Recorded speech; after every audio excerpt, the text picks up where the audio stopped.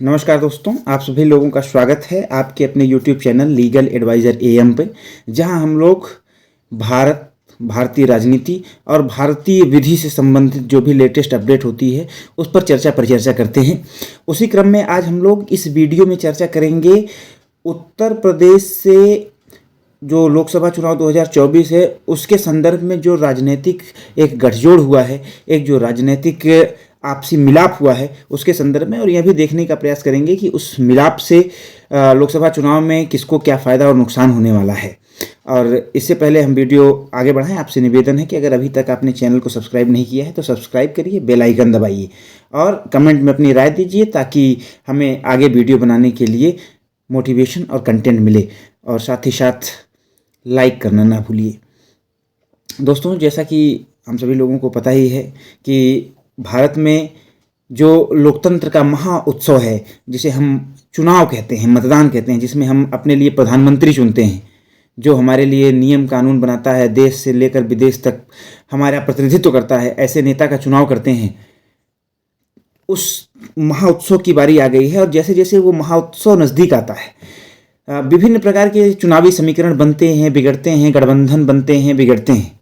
और गठबंधन का सीधा सा मतलब ये होता है कि जब दो लोग या दो से अधिक लोग किसी एक विचारधारा को पोषित करने के लिए आगे बढ़ने का प्रयास करते हैं एक साथ, तो उसको हम गठबंधन कहते हैं, राजनीतिक गठबंधन।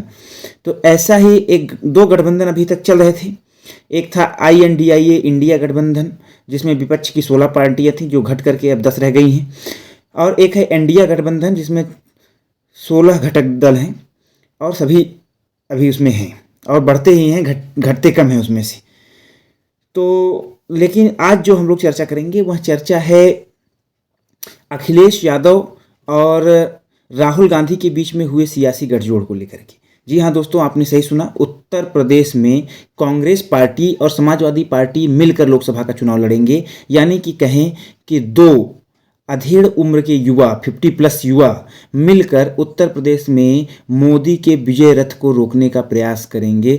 देखना यह है कि वो कितना सफल होते हैं। हालांकि जो फार्मूला है वो 17+63 का है, यानी कि 17 पर कांग्रेस लड़ेगी और समाजवादी पार्टी समर्थन देगी, और 63 सीटों पर समाजवादी पार्टी लड़ेगी और कांग्रेस समर्थन देगी। महानगरों की अगर बात करें तो गाजियाबाद, आगरा और लखनऊ, ये महानगर जो हैं वो समाजवादी पार्टी के पास हैं। बाकी वाराणसी महानगर है, कानपुर महानगर है, प्रयागराज महानगर है, झांसी महानगर है। ये महानगरों में कांग्रेस को कैंडिडेट उतारने के लिए निमंत्रित किया गया है। वैसे जो देखा गया है, जो हमने लिस्ट पाई है, उसमें अमरोहा है, बुलंदशहर है, महाराजगंज है, रायबरेली है, अमेठी है, कानपुर है, प्रयागराज है, झांसी है।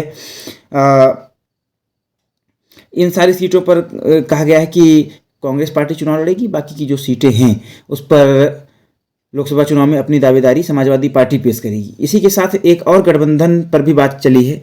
ऐसा समाचार प्राप्त हुआ है कि नरेश उत्तम पटेल, जो कि समाजवादी पार्टी के प्रदेश अध्यक्ष हैं, वो रघुराज प्रताप सिंह राजा भैया के आवास कुंडा गए थे और वहाँ पर लगभग घंटों उनसे बातचीत हुई, और वहाँ से उन्होंने अखिलेश यादव जी से भी फ़ोन से उनकी बातचीत कराई। हालांकि वो अलग विषय था कि अभी कुछ दिन पहले अखिलेश यादव कुंडा गए थे, तो उन्होंने वहाँ पत्रकारों ने उनसे पूछा कि रघुराज प्रताप सिंह राजा भैया आपके विषय में कुछ कह रहे थे, तो उन्होंने पत्रकारों से यह कह दिया था कि ये राजा भैया कौन है। तो काफ़ी उन दोनों के बीच में ये कोल्ड वार टाइप का हुआ था, मौखिक वार। उन्होंने मीडिया में कुछ कहा, सोशल मीडिया पे कुछ कहा, उन्होंने कुछ कहा, ऐसे ही चलता रहा था।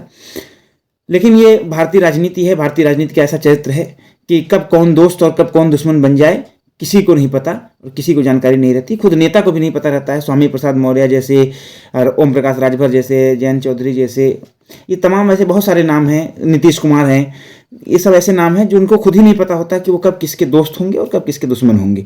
इसीलिए हम जो इनके समर्थक होते हैं, इनसे हमारा निवेदन रहता है कि आप इनकी अंधभक्ति या अनुयायिता में अपने लोगों से, अपने नज़दीकी लोगों से कोई विवाद मोल न लीजिए कि ये जा कर के मिल जाए और आपका मनमुटाव लगातार बढ़ता ही रहे।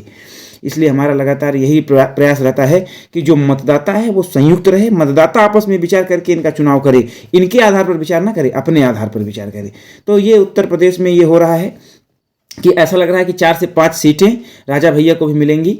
तो लगभग 58 सीटों पर समाजवादी पार्टी, 17 सीटों पर कांग्रेस और 5 सीटों पर राजा भैया चुनाव लड़ सकते हैं।